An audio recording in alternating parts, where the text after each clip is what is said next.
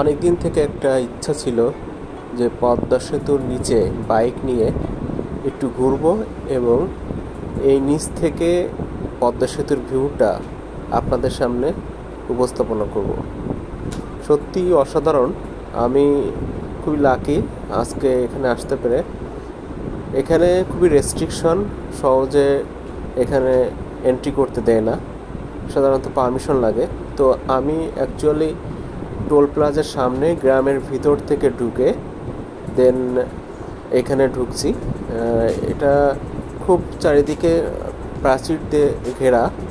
আমরা দেখতে পাচ্ছি পদ্মা সেতুর উপর থেকে দুইটা বাস যাচ্ছে, সোহাগ স্কানিয়া এবং প্রচেষ্টা।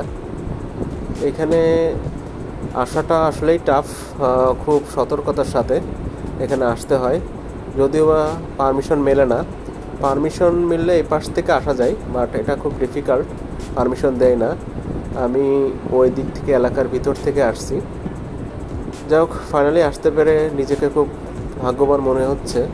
আর একটা ওয়ে আছে, নদী থেকে আসা যায়, বাট নদী থেকে আসলে বা লঞ্চ বা নৌকা নিয়ে আসলে জাস্ট আপনি ওই উপরে যে ওয়াকওয়ে রাস্তা আছে ওইখানে উঠতে দেয়, তার বেশি এদিকে আসতে দেয় না।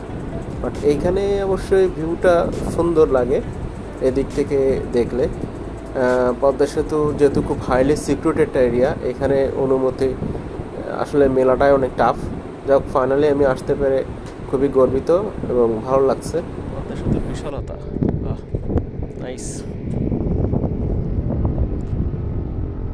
সাপড়ি পোলাপান পদ্মা সেতুর উপর দিয়ে যাচ্ছে, বোঝাই যাচ্ছে তাদের এক্সজস্টের সাউন্ড শুনে। আমি এখন পদ্মা সেতুর নিচে দাঁড়িয়ে আছি। আমার এই সঙ্গীর সাথে যথারীতিতে আমার বাইক পালসার NS।